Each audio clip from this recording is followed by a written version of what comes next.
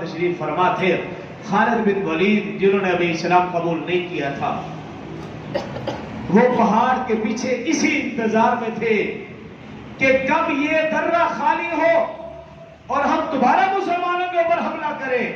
وہ اسی انتظار میں پھر وہی ہوا، اس نے موقع غنیمت جانا اور پھر ایک دستہ لے کر اسی درے کے اوپر آ کر حملہ کیا، اور وہ 10 کے 10 صحابہ اکرام رضوان اللہ علیہ مجمعین شہید ہو گئے۔ اور پھر اس دستے نے اچانک مسلمان جو کہ تلواریں نیام میں ڈال چکے تھے،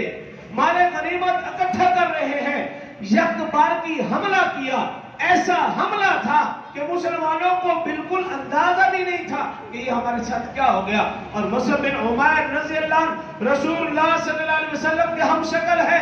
سب سے پہلے انہوں نے اس کو شہید کیا، یہ سمجھ کر شہید کیا کہ یہ رسول اللہ صلی اللہ علیہ وسلم ہے، اور پھر انہوں نے یہ بات پھیلا دی کہ نعوذ باللہ ہم نے تو رسول اللہ صلی اللہ علیہ وسلم کو شہید کر دیا۔ نعوذ باللہ جب یہ افواہ مسلمانوں کے کانوں میں پڑی، مسلمان صحابہ اکرام رضوان اللہ علیہ مجمعین سمجھے رسول اللہ صلی اللہ علیہ وسلم شہید ہو چکے، مسلمان اپنا حوصلہ ہمت ہار بیٹھے اور سمجھ بھی نہیں آ رہی، بلکہ روایات میں لکھا ہے صحابہ اکرام کی تلواریں آپس میں ٹکرانے لگ گئی، ہمت ہار بیٹھے تھے، حالت غیر ہو چکی کہ جب رسول اللہ صلی اللہ علیہ وسلم نہ رہے تو پھر ہماری زندگی کا کیا مقصد۔ وہ لشکر رسول اللہ صلی اللہ علیہ وسلم کی طرف بڑھ رہا ہے، رسول اللہ صلی اللہ علیہ وسلم نے دیکھا یہ کفار کا لشکر میری طرف آ رہا، رسول اللہ صلی اللہ علیہ وسلم نے آواز دی کون اس لشکر کو ہٹائے گا؟ 7 انصار صحابہ، 7 مہاجرین صحابہ رسول اللہ صلی اللہ علیہ وسلم کے سامنے آ کر کھڑے ہو گئے۔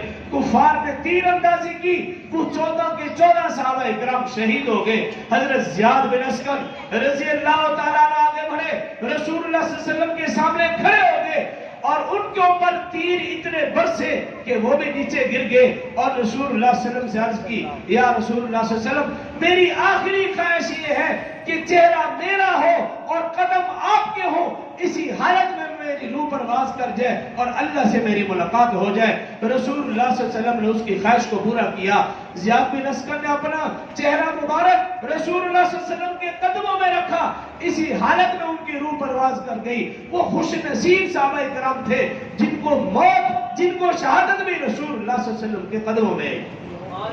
وہ کفار کا لشکر مسلمانوں کی طرف بڑھ رہا ہے،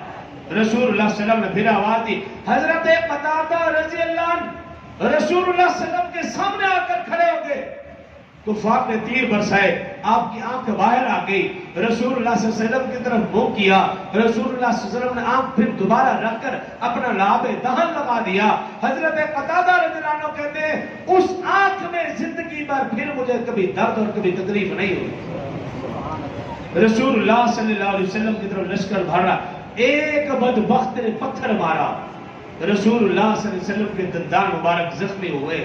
ایک اور بدبخت تھا، اس نے رسول اللہ صلی اللہ علیہ وسلم پر حملہ کیا، آپ نے ہیلمٹ پہنا ہوا تھا خود پہ، رسول اللہ صلی اللہ علیہ وسلم حملہ کیا تو اس ہیلمٹ میں سے، اس خود میں سے جو رسول اللہ صلی اللہ علیہ وسلم ٹوپی کے طور پر پہن رکھا تھا، اس میں سے کچھ لکڑیاں نکلی اور رسول اللہ صلی اللہ علیہ وسلم کے رخسار مبارک میں گھس گئی، خون نکلنے لگا۔ ایک صحابی آگے بڑھے، انہوں نے اپنا ہاتھ مبارک نیچے کیا، خون آیا اور اس کو پی لیا۔ رسول اللہ صلی اللہ علیہ وسلم نے فرمایا لن تمسک النار، تیرے جسم میں میرا خون جا چکا ہے، اب اس جسم کے اوپر جہنم کی آگ حرام ہے۔ یہ صحابہ اکرام کو رسول اللہ صلی اللہ علیہ وسلم سے محبت تھی، رسول اللہ صلی اللہ علیہ وسلم کو پیچھے لے جایا گیا، ایک گڑھا تھا مشرکین نے کھود رکھا، اس گڑھے میں گر گئے، حضرت علی حضرت طلحہ رضی اللہ عنہما دونوں نے سہارا دیا، رسول اللہ صلی اللہ علیہ وسلم کو اٹھا۔ روایات میں حضرت طلحہ رضی اللہ عنہ کو اس دن 40 زخم آئے، 40 تیر ان کے جسم پر پیوست ہوئے، لیکن انہوں نے رسول اللہ صلی اللہ علیہ وسلم کا بھرپور دفاع کیا۔